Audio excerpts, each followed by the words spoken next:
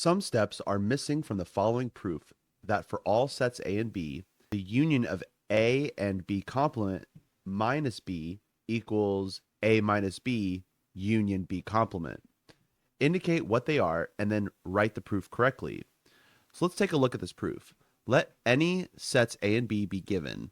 Then A union B complement minus B equals A union B complement intersection B complement by the set difference law, which equals B complement intersection A union B complement intersection B complement by the distributive law, and then B complement intersection A union B complement by the idempotent law for union, and then A minus B union B complement by the set difference law. Now, I actually had to look up the solutions for this one because to me this looked perfect. And now I realize after I've looked at the solutions, I understand what I missed.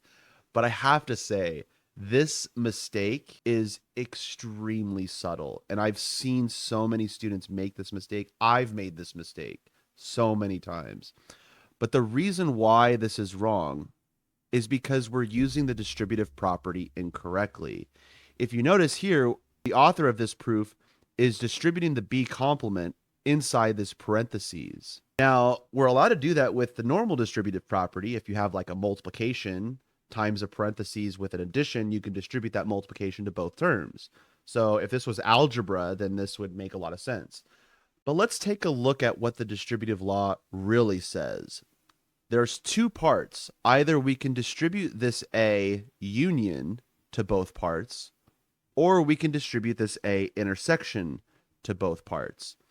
But notice that whenever we distribute using the distributive laws, we're always distributing from the left. We have to distribute the A from the left, not from the right.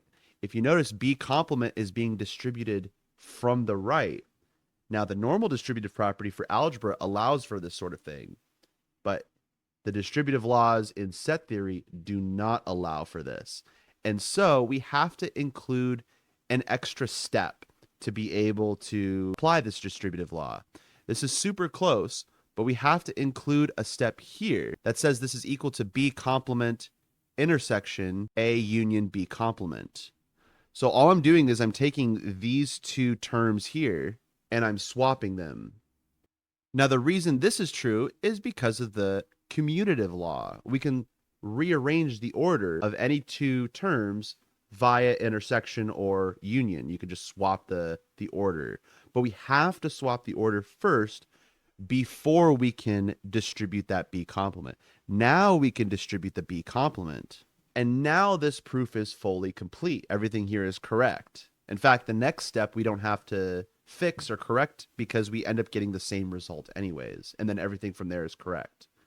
So this fixes the proof. I had to look this up. So if you struggle with this problem, just keep that in mind. This is super subtle. Thanks everyone, and I'll see you in the next video.